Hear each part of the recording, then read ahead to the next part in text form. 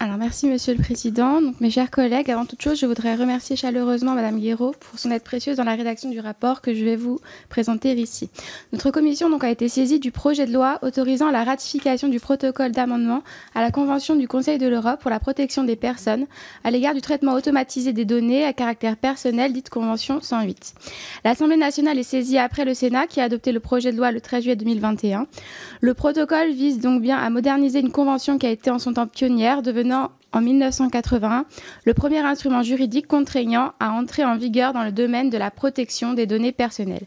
Si la Convention, qui compte 55 États parties, conserve à ce jour cette spécificité, le protocole qui nous intéresse aujourd'hui vient répondre à un double objectif de modernisation en réponse d'une part aux évolutions technologiques associées à l'utilisation de nouvelles technologies de l'information et de la communication et d'autre part à l'intensification des échanges de données personnelles à l'échelle internationale, phénomène qui touche tous les secteurs et qui a pu se manifester dans le cadre de coopération, mais aussi à l'occasion de scandales à la fois nationaux et internationaux. Et à ce sujet, on peut penser à la fuite de données ayant impliqué Facebook et la société Cambridge Analytica en 2016, les recoupements de données de la CAF pour détecter des profils de potentiels fraudeurs ou encore les données de Doctissimo, qui est soupçonné par des ONG d'avoir partagé des données confidentielles sur des plateformes, notamment américaines.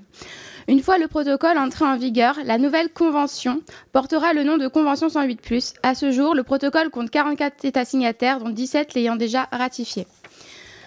Je ne vais pas revenir ici en détail sur chacune des stipulations de la Convention ni sur l'ensemble des modifications que le protocole va permettre, mais je vais plutôt m'attarder sur les enjeux qui me semblent prioritaires.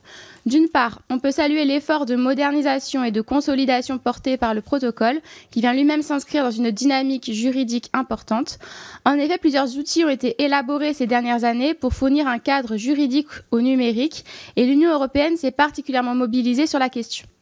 Comme vous le savez, le règlement général sur la protection des données a été adopté en 2016, de même que la directive dite police justice. La Convention 108 et son protocole additionnel reposent sur des principes partagés avec ces deux textes, parmi lesquels on peut citer le principe de finalité, le principe de proportionnalité et de pertinence, le principe d'une durée de conservation limitée des données ou encore l'existence de droits pour les personnes tels que les droits d'accès aux données, le droit de rectification ou encore le droit à l'effacement. Ainsi, l'entrée en vigueur de la Convention 108+ modernisée viendra consolider un édifice juridique européen préexistant avec une vocation extra-européenne qu'on doit souligner aussi. En effet, la portée de la Convention et du protocole dépasse le cadre régional du cadre du Conseil de l'Europe et des membres. Ainsi, 5 États non membres ont déjà signé le protocole 223. Parmi les principales modifications visées par le protocole, on peut citer premièrement, le renforcement des exigences relatives aux principes de proportionnalité et de minimisation des données et de licéité du traitement, ainsi que de nouveaux droits accordés aux personnes dans le contexte de prise de décision basée sur des algorithmes. On peut noter aussi l'élargissement de la catégorie des données sensibles, qui comprend désormais les données génétiques et biométriques et celles relatives à l'appartenance à un syndicat et l'origine ethnique. Ou encore un renforcement des pouvoirs et de l'indépendance des autorités de protection des données, ainsi que des bases légales nécessaires à la coopération internationale. Le protocole va également permettre la mise en œuvre de nouvelles procédures d'évaluation et d'examen de la Convention, autour notamment d'un comité consultatif appelé à devenir comité conventionnel et dont les pouvoirs vont être étendus afin de favoriser la bonne application de la Convention. Dans un second temps, je souhaiterais justement attirer votre attention sur l'application de la Convention du point de vue des acteurs, spécialisés ou non, dans le numérique, qui doivent veiller au quotidien au respect des règles protégeant les données personnelles. Cette question dépasse en pratique le seul champ de la Convention 108 et du protocole 223 et concerne l'ensemble des textes partageant cet objectif, à commencer par le RGPD. D'un côté, comme le souligne l'étude d'impact du projet de loi sur lequel portera notre vote, l'entrée en vigueur de la Convention 108 modernisée ne devrait pas nécessiter de mesures d'adaptation supplémentaires dans le droit national, au regard des modifications déjà effectuées ces dernières années pour assurer la conformité au RGPD et à la directive police-justice et qui se sont traduites par des modifications de la loi du 6 janvier 1978 dite Informatique et Liberté. C'est également les dispositions de la loi Informatique et Liberté qui devront permettre à la France de prévoir quelques exceptions à l'application de la Convention dans le domaine de la sécurité nationale et de la défense. Ces exceptions sont admises par la Convention en son article 11 à la condition d'être prévues par la loi et de respecter l'essence des droits et libertés fondamentales tout en étant nécessaires et proportionnées dans une société démocratique. D'un autre côté, la mise en œuvre de tous ces outils juridiques s'est également traduite par de nouvelles missions pour une série d'acteurs, induisant une charge parfois difficile à absorber. C'est notamment le cas pour les acteurs publics qui ne disposent pas de moyens comparables à ceux des GAFAM et autres géants du secteur. C'est vrai d'un acteur spécialisé comme la CNIL, Commission nationale de l'informatique et des libertés, qui joue le rôle d'autorité de contrôle au sens de la Convention et qui en sera en ce sens sollicité lorsque la France sera évaluée et en participant toute l'année aux travaux du comité conventionnel. La CNIL est également concernée par le chapitre 4 de la nouvelle convention qui porte sur l'entraide entre les États parties. Elle a en effet été désignée pour mettre en œuvre ce pan de la convention côté français, ce qui se traduira par des échanges accrus avec ses homologues. Si le budget de la CNIL a été augmenté pour tenir compte notamment de ces nouvelles missions liées à l'application du RGPD, passant de 17 678 025 € en 2018 à 24 303 403 € en 2022, les moyens humains restent insuffisants au regard de l'étendue des missions. Plusieurs enjeux susceptibles de ne pas pouvoir être suffisamment pris en compte faute de moyens m'ont été signalés, à commencer par le risque de l'affaiblissement de la chaîne de contrôle et la capacité à instruire dans des délais restreints des volumes de plaintes très importants. Nous devons être d'autant plus vigilants que de nouvelles législations européennes vont entrer en vigueur dans le domaine du numérique dans les années à venir.